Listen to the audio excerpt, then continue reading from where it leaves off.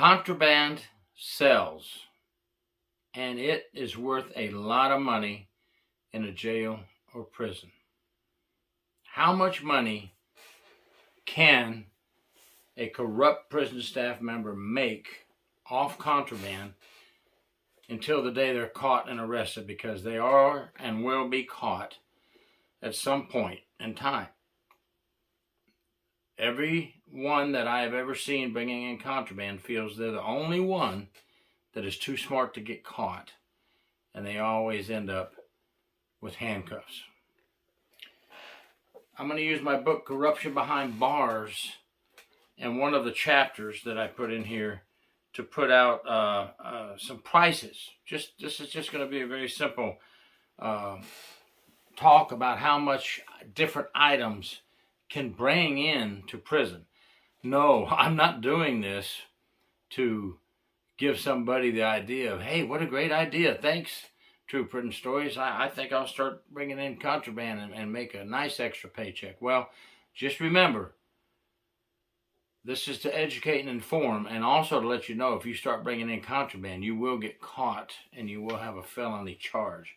It's just not worth it. But here's what the inmates manipulate officers for. And when I say officers, I mean the low self-esteem officers, the officers with bad attitude. They target those officers and try to get them to bring these types of contraband in. Number one, cigarettes. Right? Simple. But cigarettes aren't allowed anymore in our prisons here in Florida and many other states. They can bring up to, or actually $50 a pack and more, depending on how bad an inmate wants a pack of cigarettes.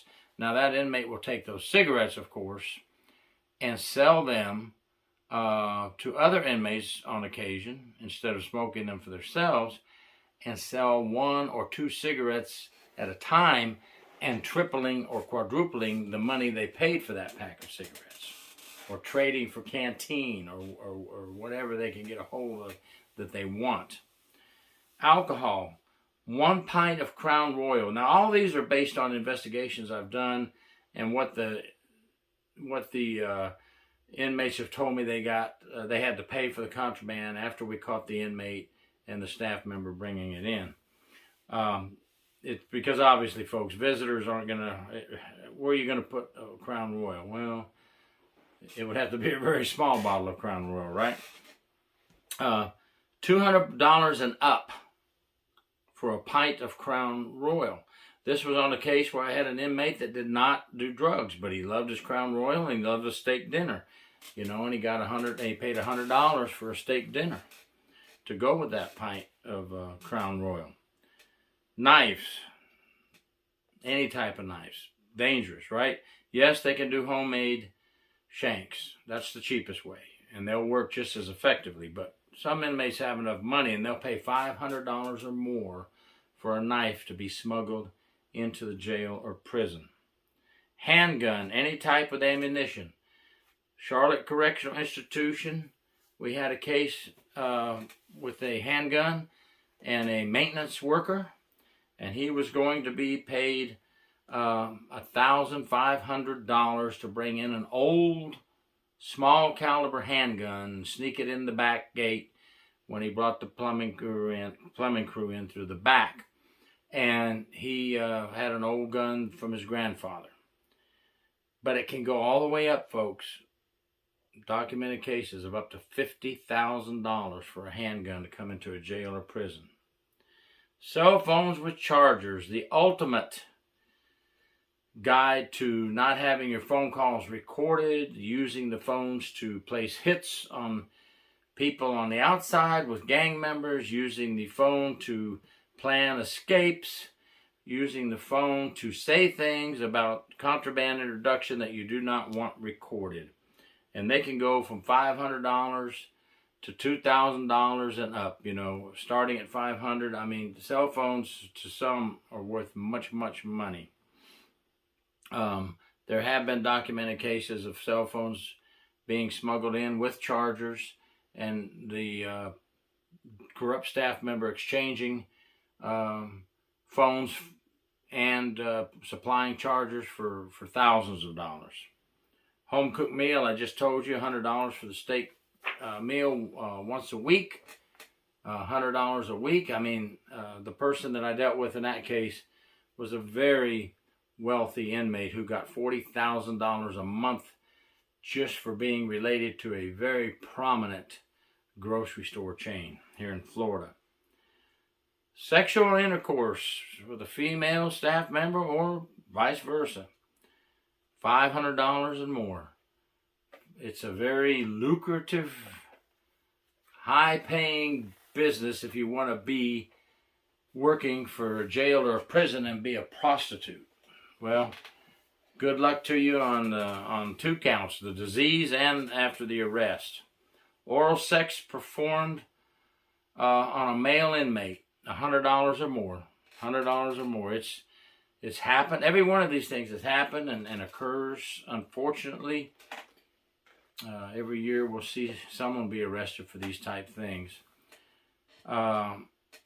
Sexual intercourse, male officer with female inmate, usually exchanged for money, drugs, or alcohol. In other words, the male officer will be able to have sex with the female inmate, and based on Dade Correctional Female Unit, I was told by the female inmates, we do it for money, drugs, or alcohol.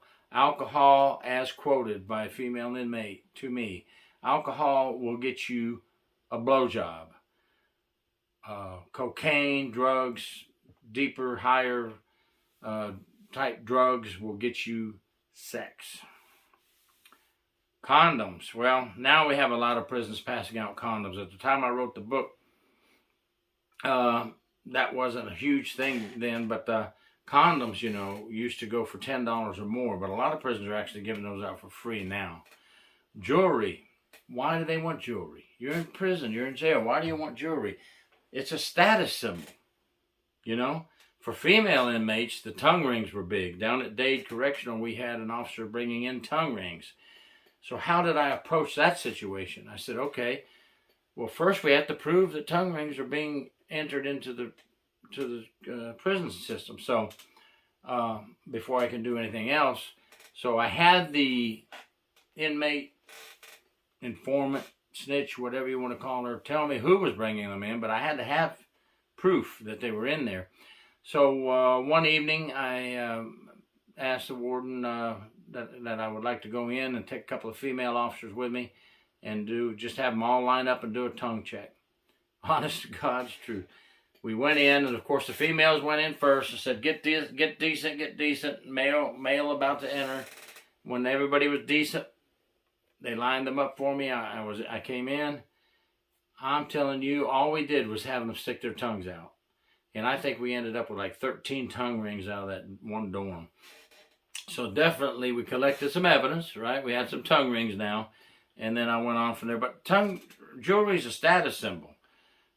Nice watch, nice ring, nice chain. It makes the inmates look richer, power. Money is power, and you know all the things that go along with jewelry, money, and power and fame. They like that kind of stuff. Lots of them. Victoria's Secret lingerie. Well, we're going to go back to Dade again. Female unit, a male nurse. I caught him bringing in lingerie to female inmates. You can imagine why they would like to put on some nice fancy lingerie sometimes, you know, to have a good time when the officers weren't looking. What we did was they had the female inmates write a letter and give it to the male nurse to take out of the prison for them. And this was on the 4 p.m. to midnight shift back at that time. And they went to 12. Now they're back to 8. And the male nurse came out of the prison after work, a little after midnight, and I was there with another inspector, so we could have 2 people as a witness at night. He had the letter on him, allowed permission to search his vehicle, and we found Victoria's Secret lingerie in there. Wow. And we also got the lingerie from the 2 female inmates that he was providing it to. He did not do something he was supposed to do for them and take care of some outside business. They turned him in, set him up big time. That's what happens, folks, when you do this kind of stuff. But $100 or more, depending on the lingerie. Tattoo ink and needles, we know how that is. You can get that in. It can be $100 and up. Introduction of IRS tax forms. Now, I've had tax fraud that we called it Polk Correctional down here. Zephyr Hills Correctional. If you can get a staff member to bring in some tax forms, you have your so-called law clerks who know everything about the law they're there to assist other inmates with their cases and help them maybe in their appeals. However, they'll use that position of law clerk to type out fraudulent tax forms, and you have to get them back out of the prison, right? Big time money. So what they did on that, when we finally found out the whole ball of wax, was if the tax return is $1,500, they would split it with the officer. You know, maybe 3/4 of the money goes to the inmate's bank account outside or to a friend's bank account outside, and the other goes to an officer, sometimes 50-50 split. We also sent those investigations not only to the state attorney, but we always sent copies of those investigations to IRS. Lots of taxpayers' money being burned by inmates doing fraudulent tax forms. Prescription medication, you name it. Oxycodone, pain, all types of pain pills. Big money for that. You name it, 100 and up, but it can go way up there depending on the amount, right? We had an officer here, Army veteran, worked at the jail. Everybody liked him. God rest his soul, he did 3 years in prison after getting caught, and he's passed away now. But he was getting big bottles of pain medication for a military injury to his leg. He was using some, of course, for himself, but he was bringing some and selling them to the inmates in the jail, and he got busted for that. And the sheriff said, "We're going to make an example out of you, boy." And they did. 3 years prison, first time. Which, look, no matter how much you worked with this fella, no matter how nice of an attitude he had, he committed a crime. Let that be a lesson to all who want to do these kind of things. Cocaine, big time. We had a case where we would set up cocaine going into Zephyr Hills Correctional Institution. The officer met undercover, and I was in a vehicle in the back, and we were listening to the conversation with the undercover, and we set it up at Hooters. The meeting was the Hooters parking lot. The undercover pulled in. He was supposed to be the cousin of the inmate getting some drugs, and the officer got in the car, took the envelope for $1,200, took the cocaine to bring in the next day, and everything was recorded and during the conversation, and boom, everybody rushed in and took him to the ground in the parking lot. $1,200 just is not worth it, folks. Not worth it. Hydrocodone, $24 to $40 per pill. The street value was $8 when I wrote this book per pill. It's probably higher now. Creatine powder for muscle building and other muscle building supplements. That's a big one. Inmates do like to work out. That's why in other videos I've talked about us as correctional officers. We need to work out. We need to be able to save ourselves against these guys until backup gets there. But that's another story in itself in another video. But they love to build their muscles up. And creatine and other muscle building supplements are big deal for these inmates. And they'll pay good money for it. Photographs of nude women, magazines with nude women, all types of pornography. Oh boy.